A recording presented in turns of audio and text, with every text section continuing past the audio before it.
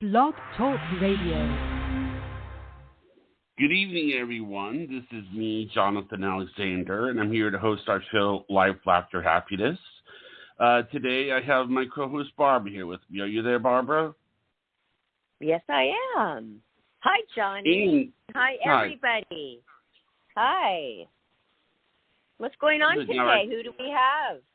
Our guest is Jacqui Blue, and she's a hypnotherapist and a documentary filmmaker. Wow. Are you there, Jacqui? I am. Hi. Thanks for having me. Hi, Jacqui. You are welcome. Wow, what a great surprise. I love that, Johnny. You have a special touch. You get great, phenomenal, extraordinary people to come on the show all the time, and I get pleasantly surprised.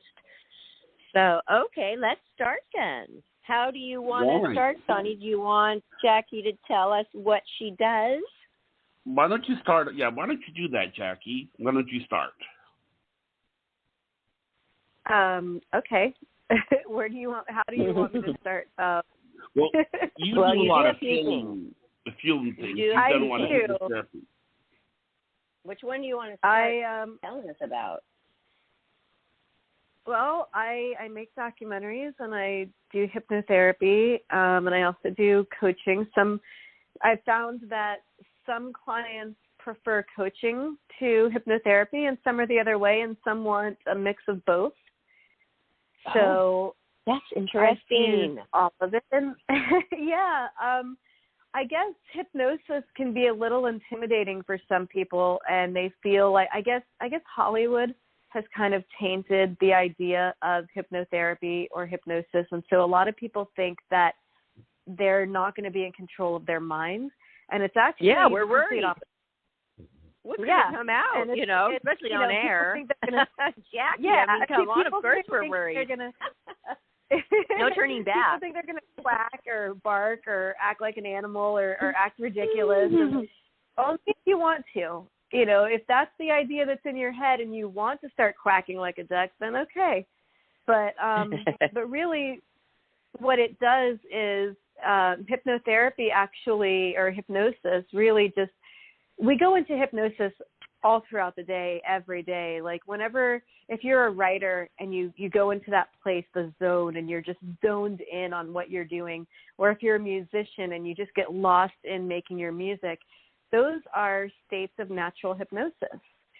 So, and when you're driving and your mind is on autopilot and you get from point A to point B and you don't even really remember the drive, that's called highway hypnosis.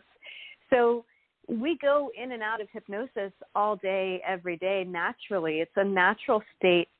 But what a hypnotherapist does is we'll take you into that state. If you have a specific issue that you want to work on, some people like to use hypnosis to help quit smoking or for anxiety. And so what it does is it helps us put the critical factor to sleep. We all have the critical factor is like the bouncer in our brain. And so when we bypass that critical factor, we can really get to the subconscious. And that's really what hypnotherapy is about. It's about rewiring the pattern in our subconscious. And it works. And I know for a fact, I didn't even think about this. I knew you were an expert in this field. But when you said that about the smoking, it does work because my uncle, he was a tavern guy. When he retired, he was always at the tavern having beer every night, and hand in hand, the cigarette just went with it. So, but he went and got hypnotized, and he never smoked again. Yeah, it works wonders.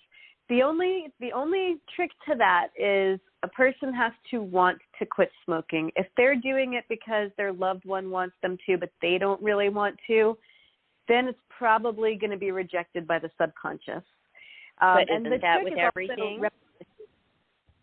Yeah, that's pretty much with everything. You have to want it on a conscious level and a subconscious level. And that's also the funny thing about, the law of attraction and the law of assumption, law of attraction, manifestation, all of that also has to do with the subconscious. When I've studied those laws, the law of assumption, the law of attraction, and manifestation, the one thing that I noticed that they all have in common is it all talks about reprogramming the subconscious mind, impressing the subconscious mind. So really, the subconscious is so powerful that I named my coaching and hypnotherapy practice Mind Magic, because I believe that it all, I believe in magic, but I believe it all happens in the mind first. And the mind is so powerful, and people don't really realize that.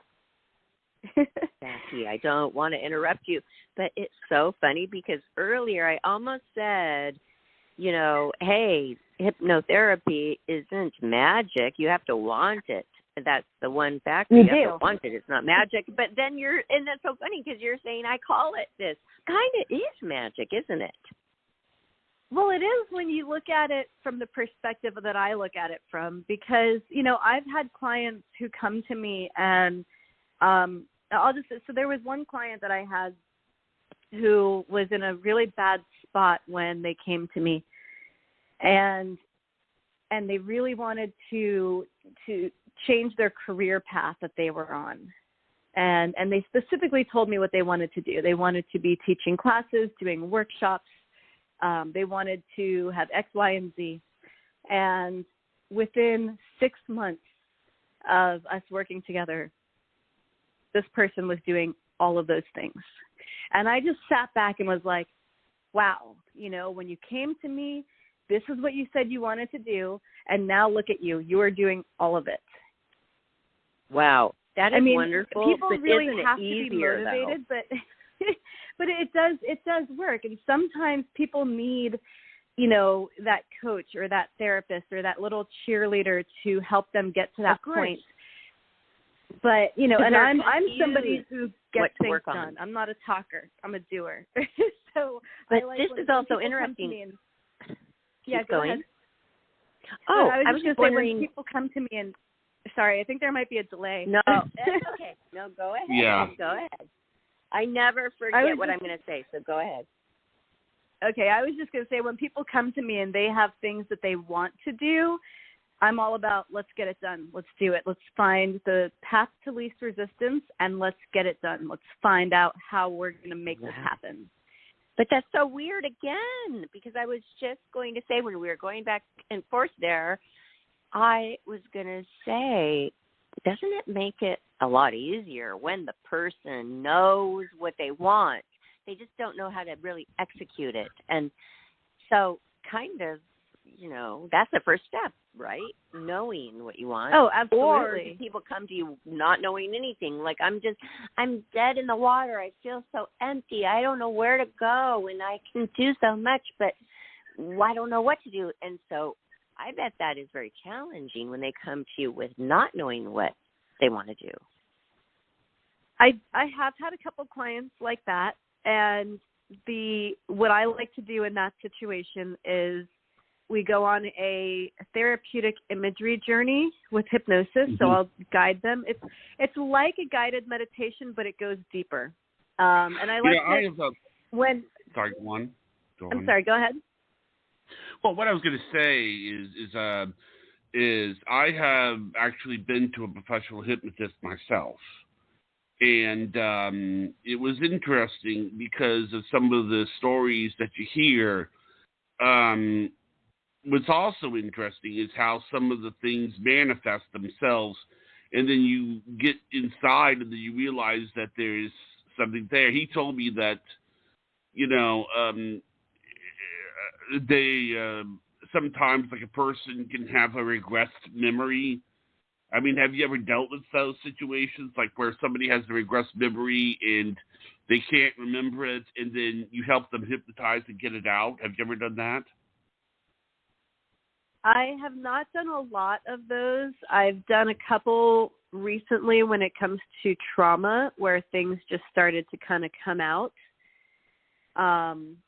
Because hypnotherapy does also work with trauma, and and PTSD and different things like that. Now, I want to be careful to say that when it comes to PTSD, I think there are different types. I don't believe that PTSD is a lifelong curse. Like, I was in an abusive marriage, and I had PTSD from when my ex-husband tried to kill me, and I used hypnotherapy to help me get over that part of my life is over. I don't need to react. I don't need to respond. I don't need to have that emotional charge there anymore. So I don't get triggered, and I don't have PTSD related to that anymore. But when it comes to PTSD related to our military and soldiers and what they see in war, that is a completely different type of PTSD, and I don't necessarily know that hypnotherapy would work on that. But when it comes to abuse and childhood traumas and things of that nature, I have absolutely seen it work wonders.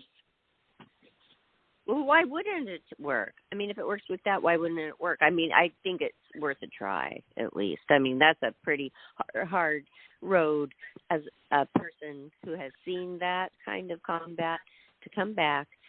And they would love to get cured, probably. So why not try? I'm not saying it wouldn't work. I just don't know. My stepdad is a Vietnam veteran, so I grew up in a house where, you know, he would have these flashbacks, and all of a sudden he's back in Vietnam, and, you know, he would just kind of like black out, like, and he's just there in that place. And it can be a little scary. So I feel like if they're going to use hypnotherapy, there are some psychologists and psychiatrists who are trained in hypnosis. Someone who's military, they might want to be with an actual psychologist, someone with a PhD to help them through that. But I absolutely believe that it works for traumas for sure.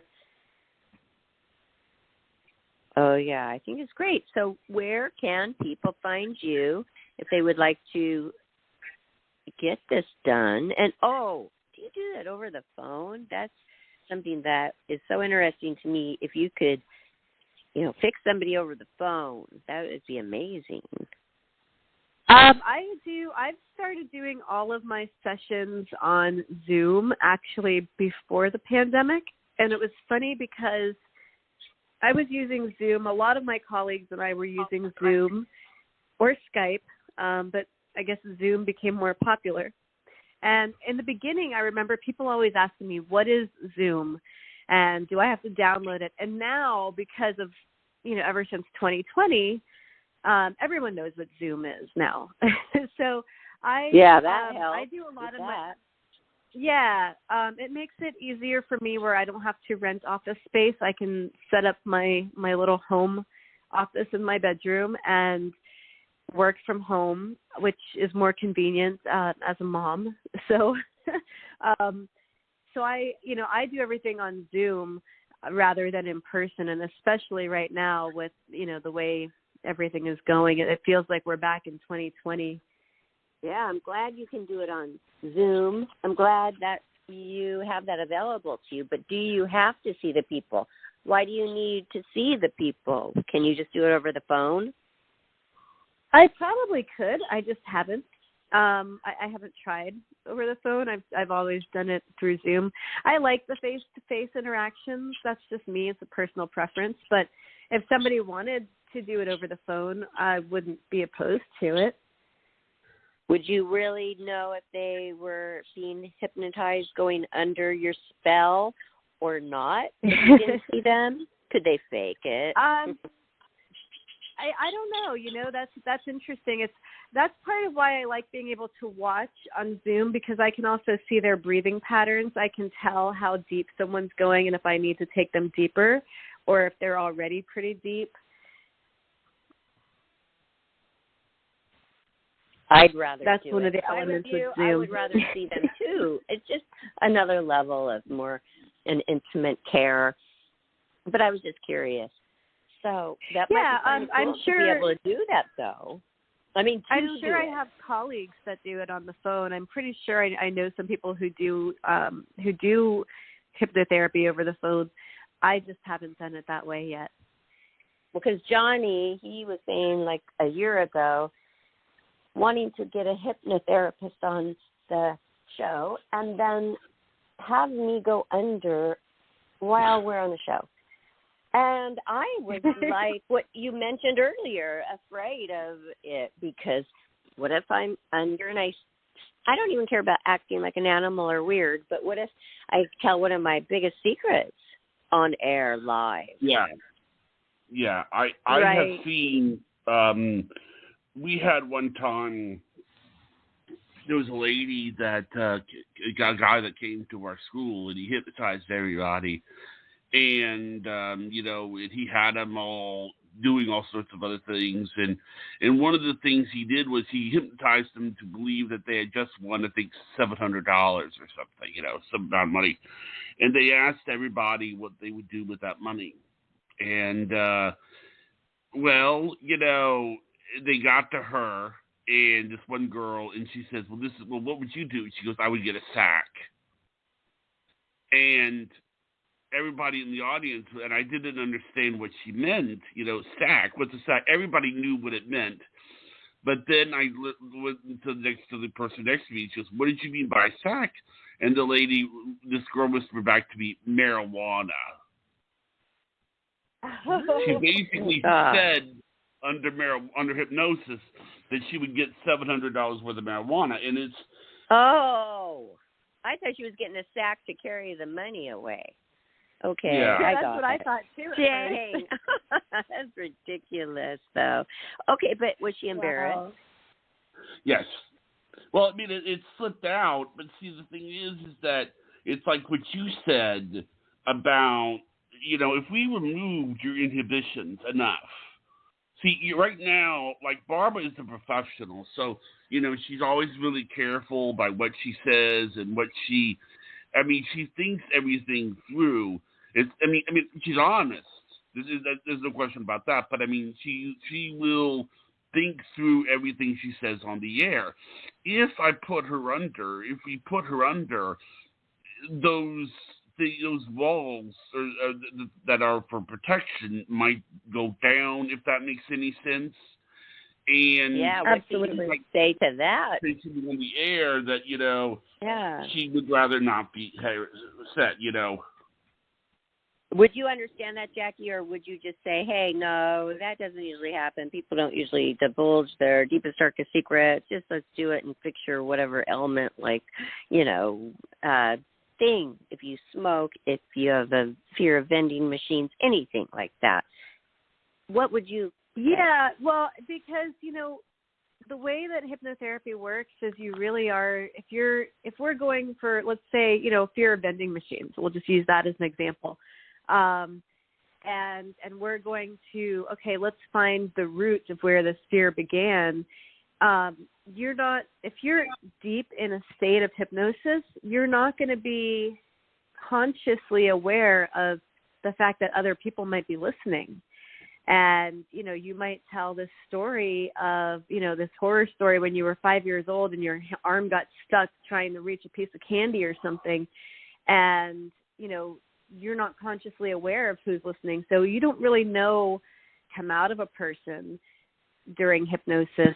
But again, I don't do it for gimmicks. I've never done it on stage. I've never done it where there is an audience. I do one-on-one clinical hypnotherapy. So it might be interesting. I also do past life regressions. Those are some of my favorite sessions to do. And those are some of the more interesting ones, I think. Are they hypnotized when you do this work on them? Oh, yes. Yes. Oh, yes. It's also a deep state of hypnosis. Okay, I would like to know. So past life regressions are 2-hour sessions, and they I start with the same deep breathing and the same technique that I use to put a client into deep hypnosis. We do that. We start with that for past lives as well. And then sometimes people have specific things like they want to use it therapeutically. like if there is a fear of drowning and it's an irrational fear and they've never had an incident in this life that would lead them to have a fear of drowning, or like one of my kids he eventually got over it, but he had this fear of flying that when we moved from Florida to California, he was 10 years old at the time and absolutely would not get on a plane with the rest of us. I had to pay one of my best friends to take a train because my kid would not get on a plane and fly with us. But at the same time, he has no logical reason to have a fear of flying. He had never been in a plane accident. Like, there was no logical reason why he would have this fear, but he did. And it was so strong, he would not get into a plane. So if somebody, and I've had clients who have fears like this, and they want to go and find out what's the root of this. Like, this was an irrational fear. I have no bearing for where it came from. And so in the case like that, they might want to go to a past life and see that they died in a plane accident, or they were in a bad plane accident, or they were a pilot and crashed, or whatever the case may be. And as soon as they witness that experience in their mind, that fear tends to just disappear. And it's really interesting to me and really fascinating to me when people use past life therapy like that. My ex-husband used to always try to debunk all of this stuff and say, none of this stuff is real, the past life stuff. And I used to always say, there's an author and a doctor that I love, Dr. Brian Weiss, who he is one of the leading people regarding past life regressions and past life regression therapy. He wrote a book in the 80s about a client that he had or a patient he had, who she came to him with all these fears. And one of her fears was a fear of drowning. And he was regressing her using hypnosis. He didn't even believe in past lives at this point. He was regressing her thinking, well, we're going to probably find out that, you had a fear of drowning because when you were a young child, you almost drowned in a pool or something logical. Like, he regressed her. She saw in a past life where she had drowned, I believe, with a baby in her arms. And as soon as she saw this, the fear went away. And so I used to tell my ex-husband, well, you know what? It doesn't matter to me whether it's an actual past life memory or if it's a confabulation in her mind. The fact is, as soon as she saw it, the fear went away. So it actually worked to cure her fear. And to me, that's the most fascinating part, and really goes to show how powerful our mind is. So whether it's a real past life memory or whether it's just something your mind made up, if it removes the fear completely and now you don't have a fear of drowning and now you can go to pool parties with your friends, I think that's pretty important, pretty significant. Well, yeah, I have something to I know say that, about but that. hold on, Johnny, please. Can you just add yours after I add mine, please? Okay. That's fine. Totally. I get it 100%. But a lot of people don't have control over their mind. I feel like I do. In fact, since you told the story about the fear of flying, I personally wanted to know, how does that feel? Because, I grew up flying. My dad was a bush pilot, and I became a flight attendant, and I have absolutely no fear of it. So I wanted to actually feel what those people felt. So during takeoff one time, I put it in my mind that all kinds of things like crashing and the sounds and, oh my gosh, in about 5-10 seconds, I was like perspiring, worried, shaking, like my heart was pounding like I was going to die. So of course, yes, your brain is so powerful. But how do we tap into that besides you or, a psychic or something? My question is to you. After you're done doing the hypnotherapy, do you teach people as well to get more in tuned, to use what they naturally already have without spending money? Yeah, you can teach people self-hypnosis and, how to put themselves in that state. I also like to work with my clients on a mental diet. And, I feel like a mental diet is so important, and so many of us don't practice that. It's like, we know what a physical diet is, and we know, what we should and shouldn't be eating to keep our bodies healthy, but what about what we should and shouldn't be thinking to keep our mind healthy?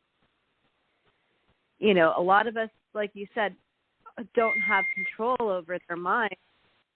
And that's something I think that we have to put into practice. I don't think it's something that comes naturally to a lot of people. We just kind of let our imagination run wild, and, we kind of have to learn how to control that. Now, I have a question. But how do we learn? Is there a way to do it to where we can past life regress ourselves, or do we have to have somebody else do it for us?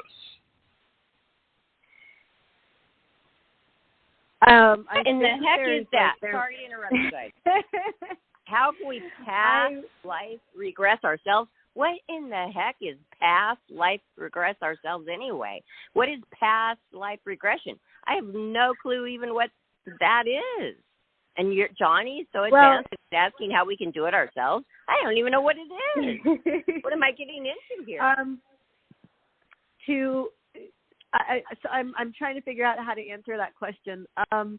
There are ways you can look at your present life, and there are clues in your everyday life about who you might have been or where you might have lived in a past life. For example, I have an ex-boyfriend from high school, my high school sweetheart, who he always loved to collect samurai swords. Like, we would go to the thrift store, and he would always not thrift store, I'm sorry, the swap meets and all of those places, and he would always just collect swords and Asian artifacts. Like, he was just all about that stuff. And so when you look at clues like that, then you can say, oh, okay. Or if you're really drawn to ancient Egyptian artifacts, then that tells you might have lived a life in ancient Egypt. But that does not mean that you were necessarily a pharaoh or a high priest or anything like that. It just means you might have lived a life in that time period. So you can find clues based on... Yeah. Now, I've actually seen people past life regress before. I took a parapsychology class, and it's... they tried to regress me, but I was a little distracted by what the guy was saying. I mean, I think what it is that I think the interpretation that I got from it is that it would be like putting someone in your chair that's 20 years old and then age regressing them 30 years. Am I right about that? No. Really? Because we're not age regressing them. We're taking them to a whole different time period. Like, a lot of my clients don't come to me for the therapeutic elements of past lives. A lot of times, there have been a couple, but a lot of times when people come to me for past lives, it's just out of curiosity. It's, I want to know who I was. And I always have to tell them, okay, but please understand, you were probably not somebody famous. You were probably not Abraham Lincoln. You were probably not Cleopatra, because that's the first thing that people think. Is I had one client come to me and say, I'm going to be really upset if I find out that I wasn't an important history figure. And I looked at her and I said, well, then you're probably going to be pretty upset, because most people were not. And, most people were probably peasants or serfs or just regular everyday people. And people don't like hearing that sometimes. But what it is basically is going back and seeing a lifetime that your soul might have lived in, in Greece or in Rome or in ancient America. And you learn more about your soul and about who your soul is rather than who you are present day. But just more experiences of your soul, because a soul, what is a soul? A soul is energy, right? energy doesn't die, it just changes form. So, you know, and not everybody believes in past lives, but I do. I've read all of Brian Weiss's books, and he has enough evidence in his books that I'm convinced. And to answer your question about past life regressing yourself, I don't believe it's something you can do yourself unless you – the only way I think you could do that is if you were to buy one of Brian Weiss's books or any book that has a transcript with past life in it and record it using your iPhone or your Android phone and then play it back to yourself.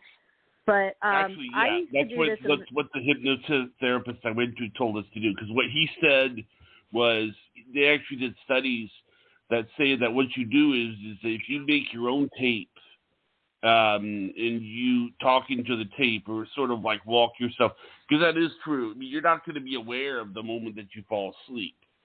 So, you know, it's somebody, if a tape of you walking yourself through it, I think that would be the way to do it. Right. I think that's the only way to do it. I used to do this stuff in high school because I started reading Brian Weiss books when I was 13 years old.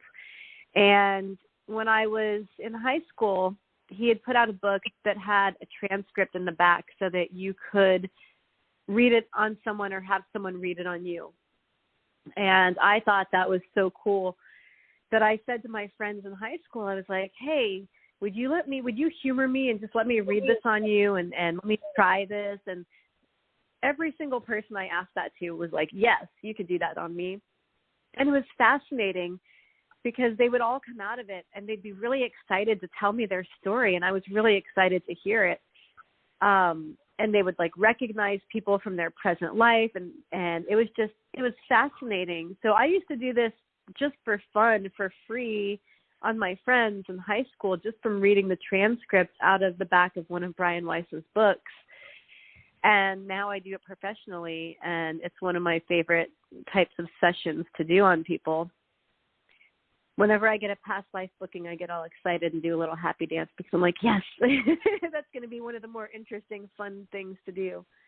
But it's, you know, like I said, you can use it therapeutically, and you can also just use it for fun and entertainment purposes of just out of curiosity. So it's interesting either way. And through hypnotherapy and past life regression therapy, I've seen results with clients that, you know, that prove to me the mind is so powerful. And if everybody could just learn how to really control their mind, I think we'd have a much happier state of humanity.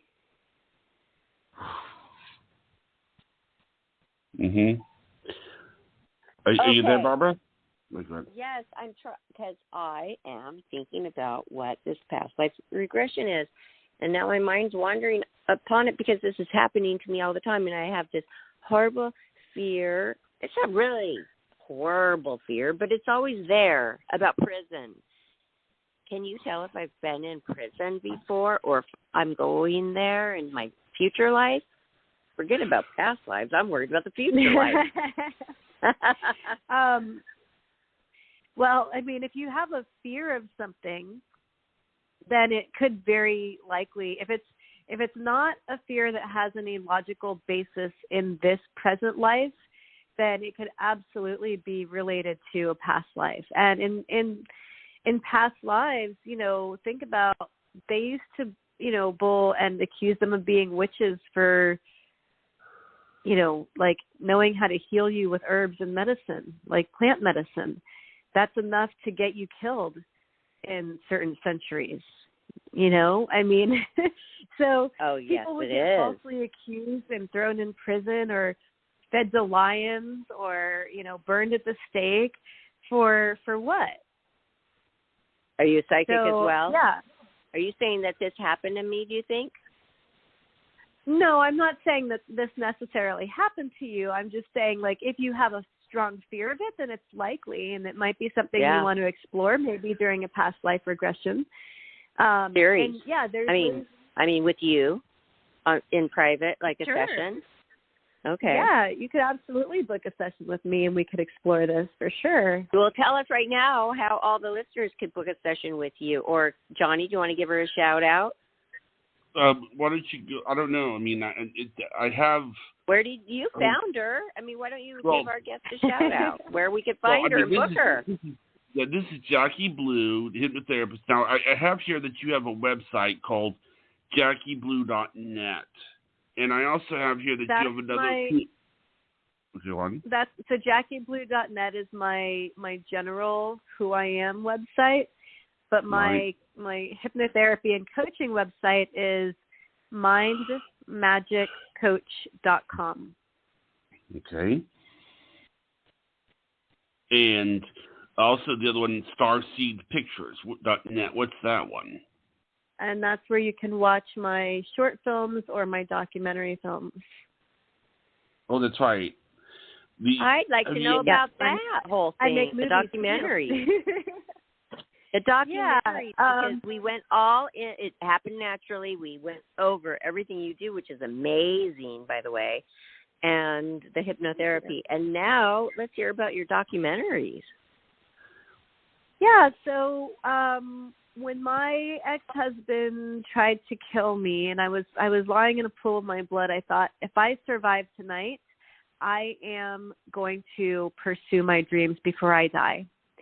And Sorry, but that's horrible that he tried to kill you. That is absolutely horrible that you went through that. But you know what? You had had to deal with that. When I look at how many women die at the hands of their partners, I am thankful that I am somebody who got to live to pursue my dreams and to get to know my children. At the time, my children were between the ages of 2 and 7. And if I had died that night, they wouldn't know me at all. I wouldn't have been able to leave behind anything for them. So I look at it like, well, I survived, and I didn't survive just to, sit there and feel sorry for myself and cry about it. So days later, literally within days, I was enrolled in a film program. And I started, before I left Florida, I had filmed all of my interviews for my first documentary, which is about childbirth. It's called Beautiful Births.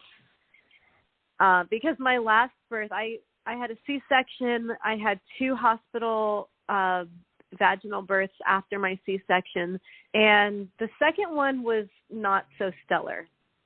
So I was like, you know what? I don't want to do this in the hospital again. And I found a midwife, and I had a beautiful, amazing water birth by candlelight with music. It was such a beautiful and spiritual experience. And I realized that's that wonderful. So many. Yeah, it was Jacqui. Because it was incredible. I don't mean to interrupt you again, but it's just wonderful that you were able to do that after the C-section, because some people say after a C-section they never let you have it a natural vaginal birth after that. So, and you had 2. Wow. I had 2 in hospitals and then 1 out of a hospital. So I had 3. And then I'll be having another one in like 9 days or less, or 9 days. That's right. 9-ish days. Oh, wow. Great. But yeah, it's, water birth. After I had a water birth, I was like, that was the most incredible experience. And that was my biggest baby. And it was my least painful birthing experience. And, I felt safe. I felt listened to. There was nothing that compared to that birthing experience that I thought, if I ever have another child, that's the only way I would do it. And of course, I never intended to have another child. That was 13 years ago. So this was a complete oops, but, here we are. And I'm looking forward to another beautiful spiritual water birth experience. It really was incredible that I felt like I wanted to make a movie about another alternative to birth, because a lot of people didn't know. And I learned this when I released my film through all the emails I received and all the comments that I got from the screenings we did. people would come up to me and tell me, I had no idea that I had the option to give birth outside of the hospital. I didn't even know that was an option. So if you don't know you have options, you don't really have options, do you? Right. So, True. So my film is it's educational and informational. My midwife that I had in Florida, who's now retired, and I wish that she wasn't retired, and I wish I could fly her out to California, and I wish that she could be the one here through my birth. But because she became a second mother to me during my last pregnancy. And when you have a midwife that you connect with, like on that level, it makes the whole experience a little more special, I think. So I wanted to make a movie that explains to people the differences, that, you can absolutely have a positive hospital experience. It's just, you have to fight a little harder for it. And, the hospital staff have a protocol. They have you on a clock. They want to do certain things that might not, that might go against your wishes and might not be the best thing for you and the baby, but it's what's best for the hospital. So, I wanted to empower women and their partners by just giving them information that they might not have had before. And so I released that film in... Oh, do you think that you could have had your first baby without a C-section, or was that a must? Well, my first were twins, and my water broke early. And at the time, so I was in my early 20s, and I didn't know a whole lot, and I trusted the doctors. And my older son, the one that was born first, he was head down, and the doctor said to me, well, you could give birth to baby A naturally, but because baby B is sideways, he was transverse and lying sideways across my belly, he said, but baby B will probably have to be a C-section, and do you really want to put your body through both of that? And there's a chance that the baby B could die. And he used the death card on me at 21 years old. So I was like... Well, of course. Yeah, I was like, well, baby's okay, gonna die. You're not going to take that chance, right? Of course. So right? I was like, well, okay, exactly. let's just do the C-section and not put my body through double trauma.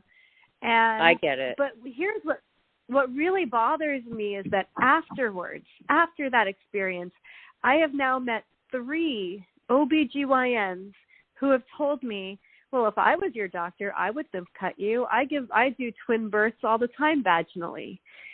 And there's 2 doctors out here in California, Dr. Stu and Dr. Shavira, who both will not do C-section unless it is absolutely life or death.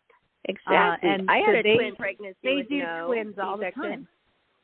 Oh, and I had major, huge, I had 13 doctors around me because it was such a high-risk pregnancy. And I said, I want to have it through. I want to be natural. This is my only chance.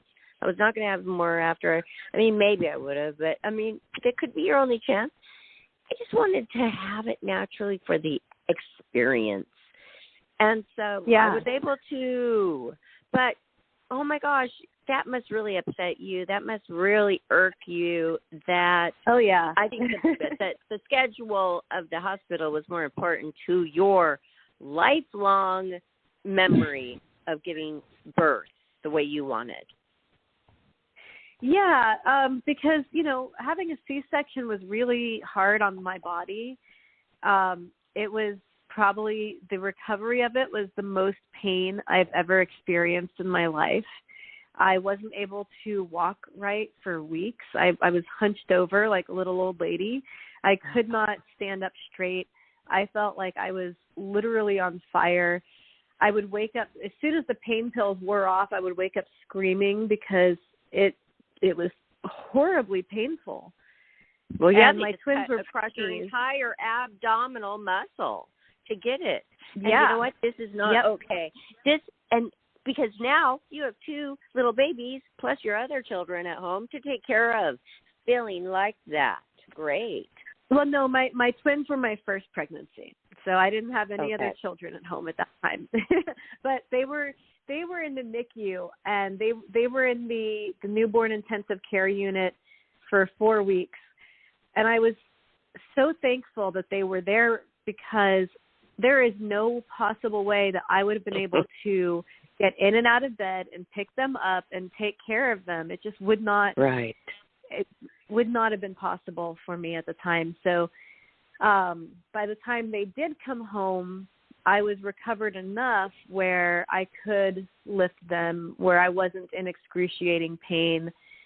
But, you know, my body didn't feel normal for at least a year, 2 years after that. Like, it was just such a weird thing that that's why I was able, I was determined after that C-section to never have another C-section. I was determined to, okay, well, I'm going to avoid an epidural and I'm going to avoid Pitocin, because I know these are things that anything that could potentially lead to a C-section, I'm avoiding it. So whatever pain I have to go through.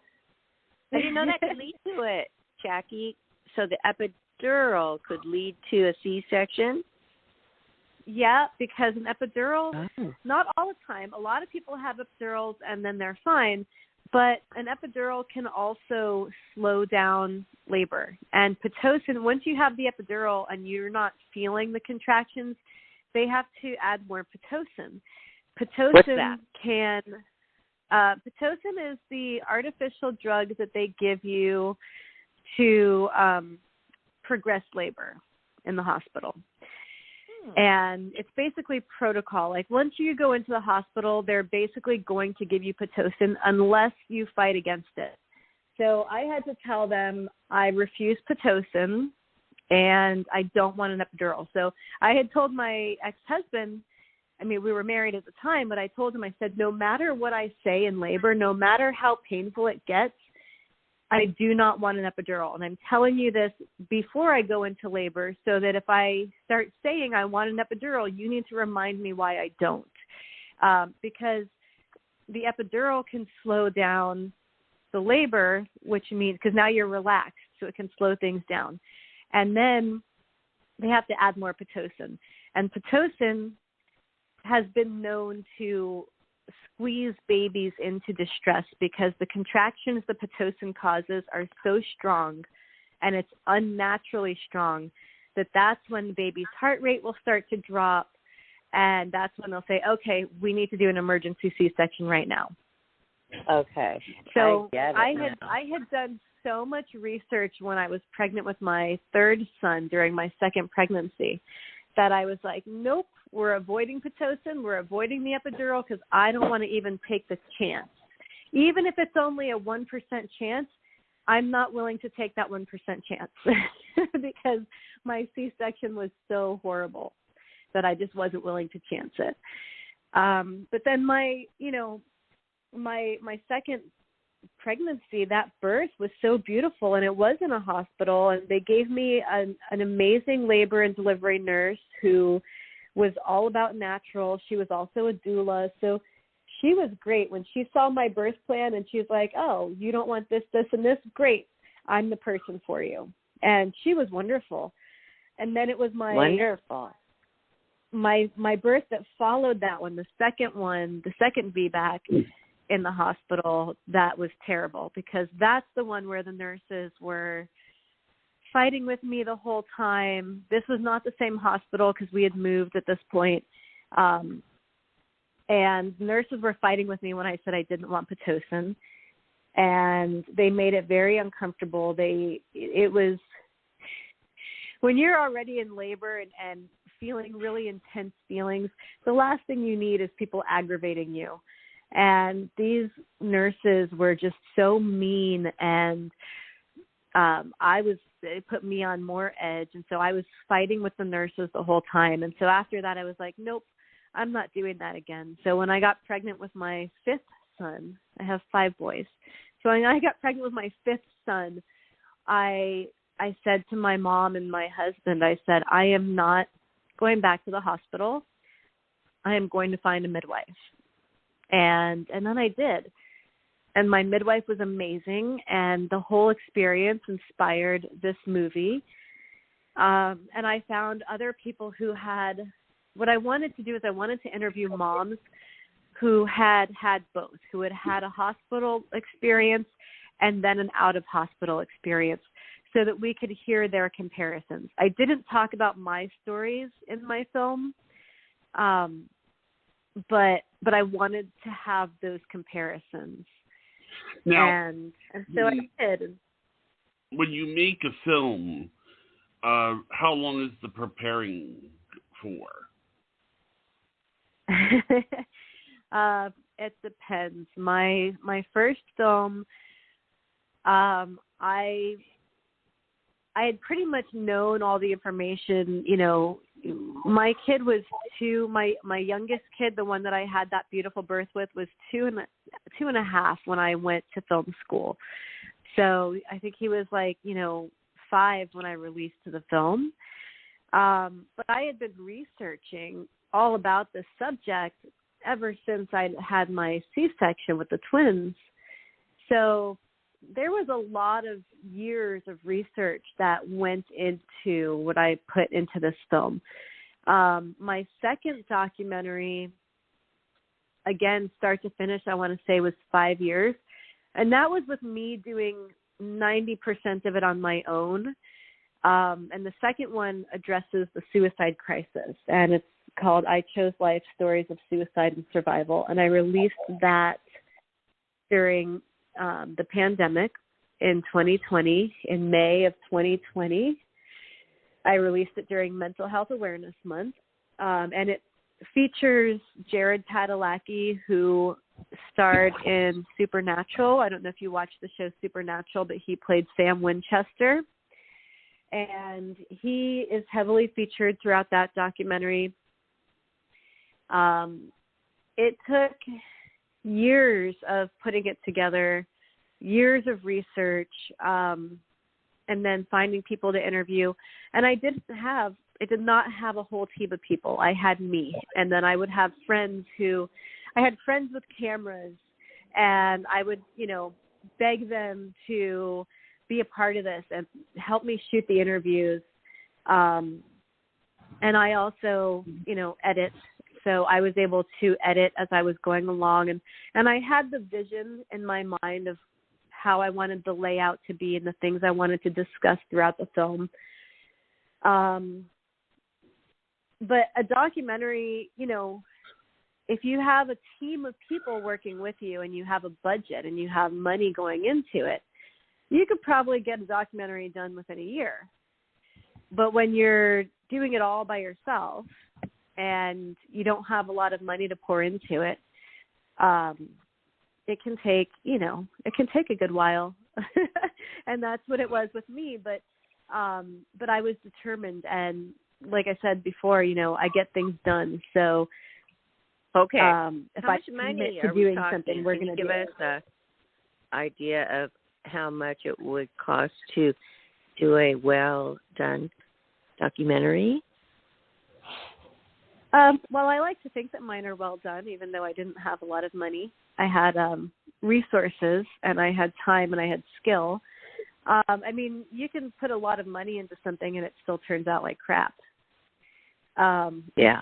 So, true. I can't really answer that. I don't know. The more, when you have a big budget and you can afford to hire, top-notch people to come in and edit it for you instead of you being the editor. Although I'm a pretty good editor, I think I would love the sound to be able to hire. Important. Don't you think the sound is quite important? Sound is huge. Sound is a big deal. So when I had friends shoot the interviews with me, sound was always an issue. Like, okay, we need to get good sound. I don't care if the picture's crap because we can always get B-roll. Sound is a must. Exactly. Because it's going to be there forever. And if people can't hear it, they're just going to turn it. It's so true. Yeah. So Yeah, true. for sure. That's, when I was making my first film, I shot all the interviews while I was finishing film school. So I had somebody recording the sound. We had top quality sound and lights and camera equipment because we borrowed it from the school.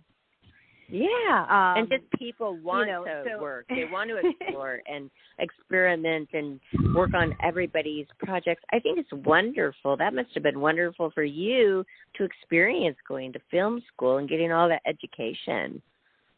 Yeah, it really was. And it was at a time in my life when I was in a transition of who am I? What am I doing? I'm not going to be this man's wife anymore.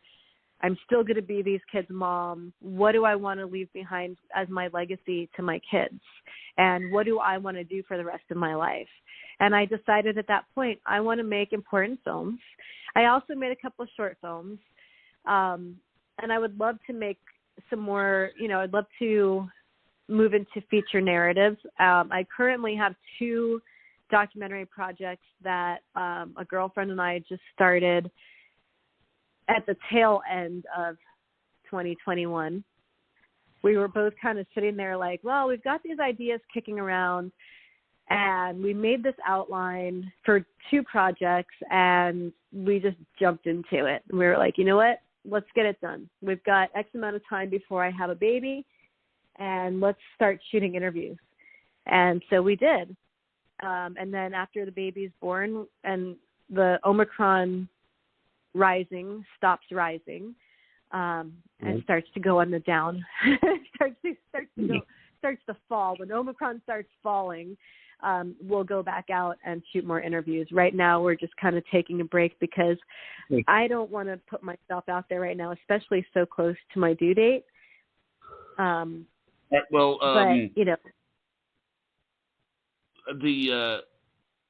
just wanted to know, thank you for coming on, and it was a lot of fun having you on. For those of you that want to get a hold of Jacqui Blue, you can reach her at jacquiblue.net and also magicmindcoach.com and starseedpictures.net. Okay. It's Mind Magic Okay. Coach. All right, good. Now, thank you for coming on. Thank you, Barbara. Thank you. And thank you for having me. Thank you for coming on. And this show will be on YouTube in about an hour or so. Okay? Great. Thank you. Excellent. Thank you. Goodbye.